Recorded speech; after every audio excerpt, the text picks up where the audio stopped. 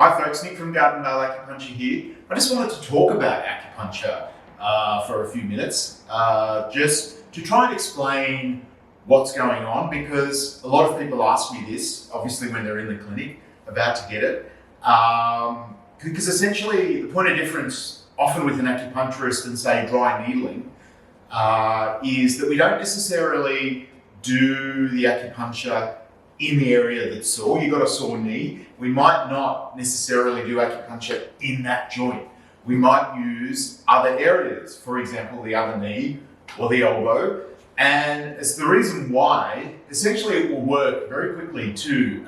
You will generally get a positive result whilst you're on the table. And then it just depends on the extent of the injury as to how often we need to do treatment and the interval. If someone's in severe pain, I might often suggest they come every second day or even every day for a period of time until the pain reduces. If it's more of a chronic nature, we can obviously stretch the treatments out for longer intervals, but we might need to continue the treatment for a number of weeks or months.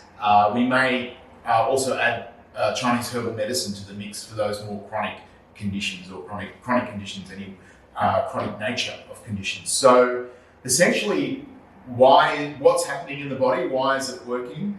If we talk about Chinese medicine theory, it talks about there being channels or meridians which interconnect through the body, and that interconnection is what allows us to use a different point for a different area. I think really when Chinese medicine was developing, they weren't doing a lot of dissection or looking at tissue from the inside. They were more looking at how the body was working from the outside. There was more palpation and more observation.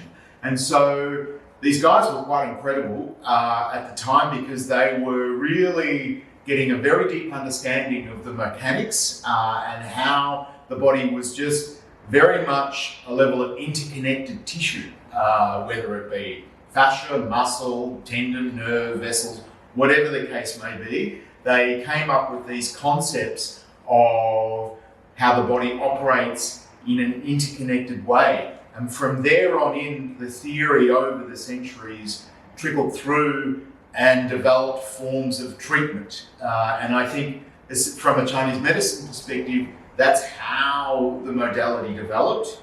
I guess from a physiological perspective, which I always try to involve and think about at the time of treatment, because we have to obviously engage the level of trauma and how the body is coping with that. Essentially, I think acupuncture is sending a signal to the midbrain, and then the midbrain is relaying that signal by moving blood through an area and potentially reducing the pain response, the pain signal.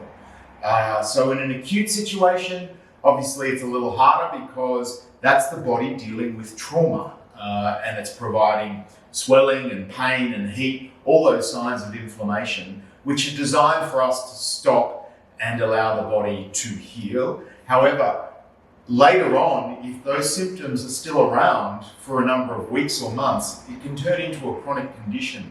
And that's when acupuncture becomes really effective at just manipulating, if you will, or integrating with the body and helping it to engage in a healing response. Because sometimes with chronic pain, it's just the body trapped in a loop. Pain, pain, pain. It forgets how to do anything else. So acupuncture is really good at, if you will, turning the patient on and off again. And sometimes, when your computer's like about to die, then you need to turn it on and off. Sometimes you need to do it a few times and it's back to life and you feel that relief. I think that's what's going on with the body sometimes. We're lighting up the body to engage a response. And it's just a matter of how many points and the areas, the actual specific points you use as to what the impact is going to be. And that's then based on the experience and the what the practitioner has found that works. So I think where facilitating a healing response with acupuncture, if you will, and it can work really, really well. And it means that we're working with your body, not just pulverizing an area with a needle or a thumb, and creating a local trauma, if you will. Those treatments are very effective, by the way. There's still obviously local acupuncture / dry needling that can be done, which can be very effective, and many other sorts of manual therapies are very effective. But acupuncture works in a different way, more of a systemic way. It's the whole body doing the work, and not just somebody else's needle or thumb. Okay, thanks very much for listening. Bye for now.